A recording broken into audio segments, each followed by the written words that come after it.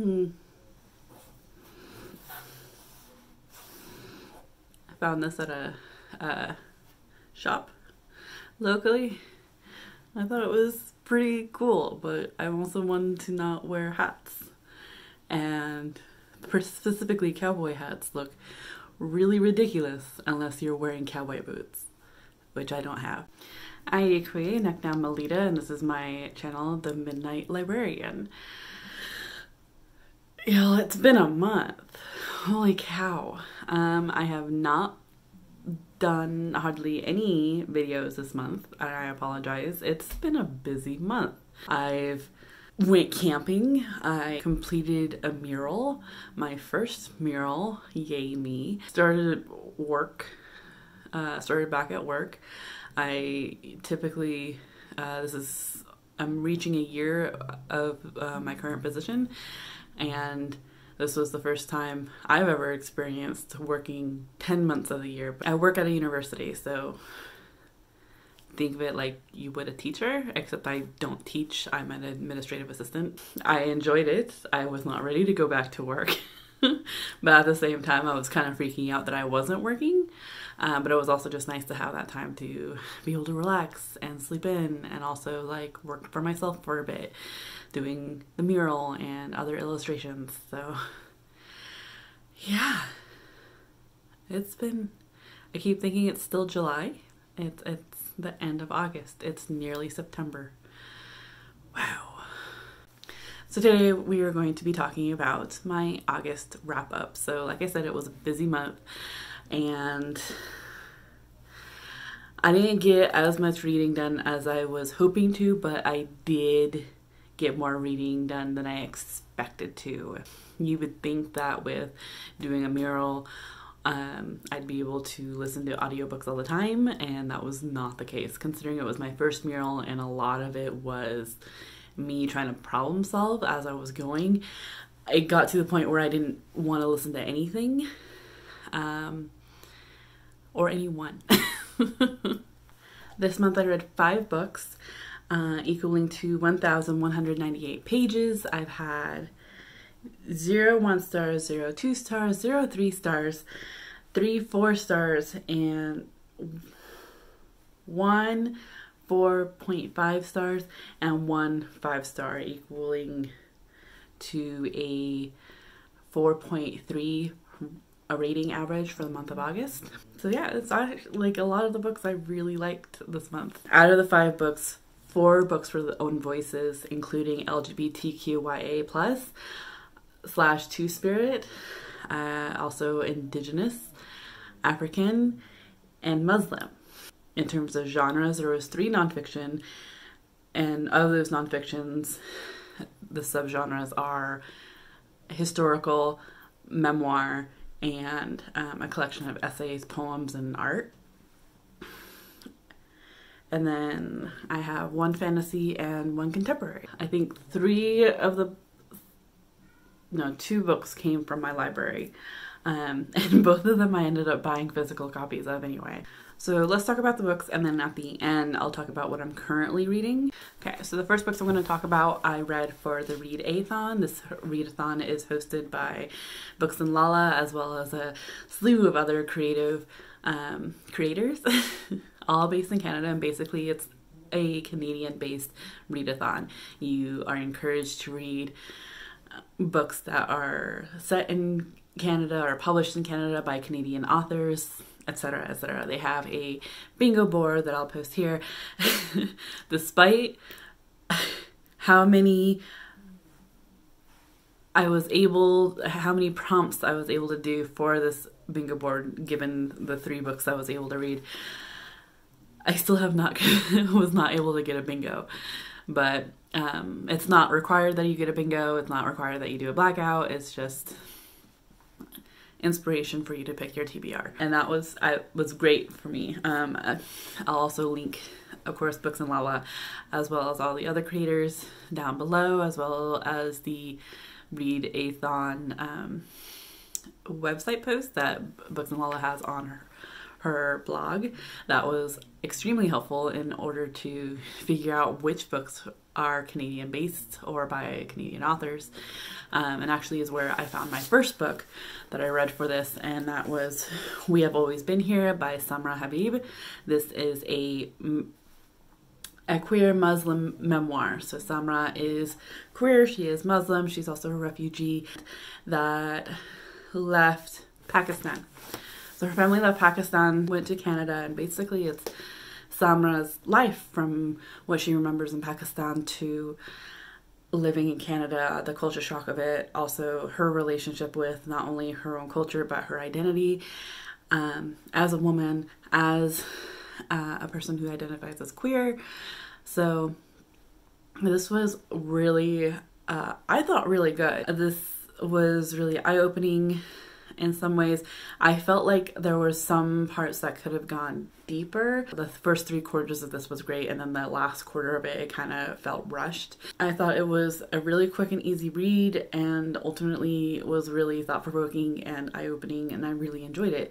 I believe I gave it 4 out of 5 stars. Cover is just amazing. If you're still unsure about it, I would recommend searching own voice reviews about this. The next book I read for the Read-A-Thon took me a little longer than the Read-A-Thon actually went, but that was Johnny Appleseed by Joshua Whitehead. This book, I swear, I wasn't sure what it was doing at first, and then if you follow me on Instagram, you'd know. But this book, at first I wasn't sure what it was doing, like I said, but after a while of reading, I found that it just found a little nook in my heart and settled there. And I'm so happy that I read this. This book follows Johnny, who is finding out his identity.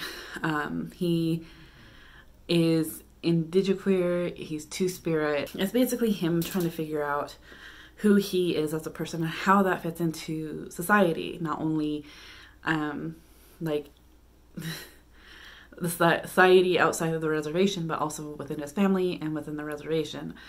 And it's a really good topic for discussion. I know in particular that some Indigenous culture have a really hard time accepting the LGBTQ plus community, and there is always this talk of we did have Two-Spirit people, and it's like that. It's the topic of how you say things. It's very much like we had, when we obviously still have them. We're like, Two-Spirit people are still among us. They're still here.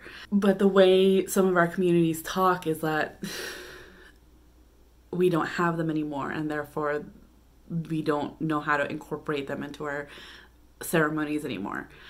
And it's like, but we talk all the time about how we used to, and it's like, I don't understand how we can't mesh with that and adapt to it now. I thought this was a really important book. I absolutely enjoyed it. I will say that there's a couple of sexually explicit bits. Just a heads up, I do feel like this is more of a young adult book. I don't know what the book says. I know Goodreads puts it as an adult, but I think it's just because of that sexually explicit content. It's not bad. It's just a little more detailed than I expected. But it's basically Johnny finding his sexuality, which, I mean, I feel like is very much a young adult topic. So, yeah, like I said, I really enjoyed this. I think I gave it 4.5 out of 5 stars. Johnny's Kokum is my favorite, and goals. The next book I read was for the Read-A-Thon was #NotYourPrincess, Voices of Native American Women, edited by Lisa Charlie Boy and Mary Beth Leatherdale. This was great. I loved it. This is a collection of essays, of poetry, of artwork, and they tend to combine a bit of everything in here, and which I really enjoy. There are definitely bits that are stronger than others. However, overall, I feel like this book as a whole is a 5-star. I enjoyed all of it. There are particular ones that stand out to me. There was one in particular that criticized white people in that they want to know Native American history, but like we're right here screaming at them like and trying to educate them, but that's not the history they want to hear, and that's not what they want to hear, so they ignore us. That really stood out. There was also discussion or a good piece on not looking native. That is something that a lot of us end up running into. I ran into it while I was doing my mural. So part of the mural process was that a lot of us, all the artists were kind of roped off to, because we're still in a pandemic, and the event coordinators wanted to keep us safe, so they roped off all the artists. But I kind of got a little cynical towards the end, just because I realized that because I was working on a Native mural wall, all of us Native American artists were on one wall, and because they roped us off, they had little signs about each artist. So to me, it very much felt like a living museum type of thing, which in some ways could be really cool. But at the same time, since it's something that happened in our history, that they literally took Native Americans away from their homes and exhibited them in a museum, like the last Indian, or like look at the Native Americans painting, it was really kind of troubling to me, but I understood why. That's the thing. So it's like I didn't criticize it. It was just at that moment I was fairly cynical about it, but there's a reason why I was cynical. I had a couple of people come up to me, and it was just very disheartening. They came up to me, and one of them in particular was looking at one of my co-artists' work, was a pileated woodpecker, and said, like, out loud, I was like, that artist was done. He had left already. I was still working on mine. And this person had come up and said, oh, I know what that is. That's a pileated woodpecker. They were really sacred. They used them as currency. And I'm right there, and I'm like, no, we didn't use them as currency. We use them in regalia, and they're still really important to us. And the guy kind of just looked at me going, yeah, but they were really sacred. And it's like, I'm standing there and telling him right then and there, like, they are. Yes, we still use them. So it's this how you say things. And just, and that wasn't the only incident. There was another incident where a older woman came with what looked like her granddaughter, and they came up and read the Native Mural Project sign. And as soon as they read the sign, I heard the older woman tell the younger girl, oh, this is a Native American mural. Now, a long, long time ago. And it's like, I didn't even want to hear the rest. I plugged in my headphones and like kept working, though she did end up stopping me later to want to talk to me and told me that she was so grateful for my heritage, and because her friend is Native. It's just very odd to me that like people still have this mindset that because I don't look like I came from a teepee, or I didn't ride my horse to the mural, or didn't have my full regalia on, that they don't consider me Indian enough, when it's like there's a time and a place. And here locally we don't live in teepees. So just please be aware of how you say certain things.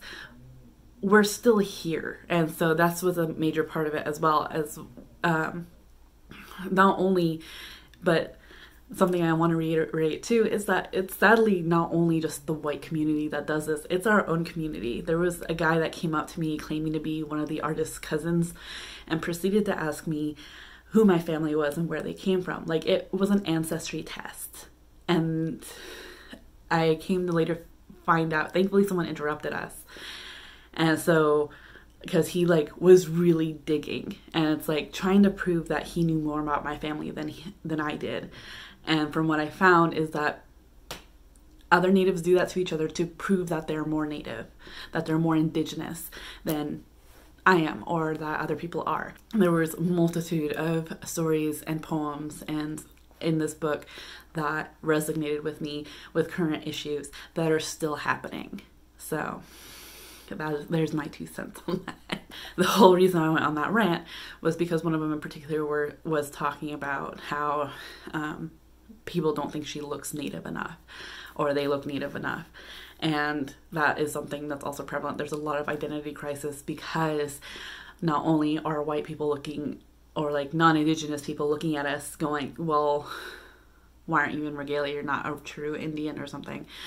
But there's also fellow Indigenous people that are like using colorism of you're not dark enough, or your hair is not long enough, or your hair is not dark enough, or something. It's just like, it's pitting ourselves against each other, as well as like trying to hold this image that not all of us fit into. All right, and the next 2 books I read, I actually listened to via my library through Libby, and I enjoyed them so much that I got the physical copies. So the first one was Akata Witch by Nnedi Okorafor, and this one follows Sunny Unwashed, who finds out that she is a leopard person. She is Nigerian and she is albino, and because of this, she is constantly picked on. Not only that, but in her young childhood, she was living in Chicago, and then her family moved back to Nigeria. So it's her and her older brothers are back in Nigeria, and because of her American accent, she's picked on. Because she's albino, she's picked on, and she's just ultimately being picked on. But then she finds she is a leopard person, meaning she has these magical abilities, and because she's albino, she's kind of half in the spirit realm, or the nature. They call it nature. I believe this is based on West African stories. I really enjoyed it. The narration for the audiobook was really cool. The accents were really nice. But yeah, one thing I do have to say is that there is child abuse, and there is bloody gory. So that was a little, it was shocking to me. I didn't expect it to go that far, but like, damn. At the same time, this is really entertaining. Yeah, I was hoping to talk about both Akata Witch and Akata Warrior during this, but I am unfortunate. Like I said, I've been busy, and I'm about a third of the way into Akata Warrior. This is great. I loved it. I highly recommend it. And then the next book I listened to An Indigenous People's History of the United States by Roxanne Dunbar Oritz. And I got the wrong copy of the physical. This is for young people. So it's, from what I hear, it's a kind of a shorter, condensed version of the one I actually listened to. So, whoops. But, I mean, you get it. And basically, this is historical nonfiction about, the title says it. So yeah, I listened to this. I actually, by the time I picked up my groove for the mural, this is what I was listening to, which probably didn't help my cynicism during that project, so whoops. But I did enjoy this. This is a history that I wish I would have learned in school. I wish everyone would have learned this in school. Yeah, instead of the tiny ass one chapter in our history books that basically talked about the first contact with Indigenous people on the East Coast and then made it sound like we no longer existed. This is all of it. I highly enjoyed it. It was really interesting, and I really like. This was one of the books that Margarita Engel read to research her book, Dreams from Many Rivers. And yeah, I did enjoy it. There was sometimes, occasionally it read like a textbook, and I kind of zoned out. Ultimately, the book was really great. It was really interesting, and I wish that everyone would read it. I wouldn't count this as own voices, however, it is an in-depth history. So I do hope to pick more up like this. This is actually the third book in the alternate American history series. I believe they're all kind of companions. I believe they also have one on the United States, Black people's history of the United States, as well as disabled people's history of the United States. I think there's one more and I can't quite remember what it's called. So those I hope to pick up. Those are all now on my TBR because I did really enjoy this. Okay, and I think that is all of the books that I read in August. If you've read any of the books that I have, please let me know your thoughts down below. We're still fighting social injustice. There's new links down in my description below. Please, please, please click on them, sign the petitions, share them. Unfortunately, despite the protests, this is still happening. If you want to follow me on any of social media, I'm finding I don't like Twitter. I don't go on it very often, but my Twitter is down below. I have Instagram as well as Goodreads if you want to keep track of what I'm reading at any given time. Good luck. I hardly... Otherwise, a pandemic is still happening. Please be safe. Wash your hands. Don't touch your face. And stay 6 feet apart, if not more. Please be safe. And I hope that you are in a mental headspace to continue enjoying reading. I'll talk to you later. Chew.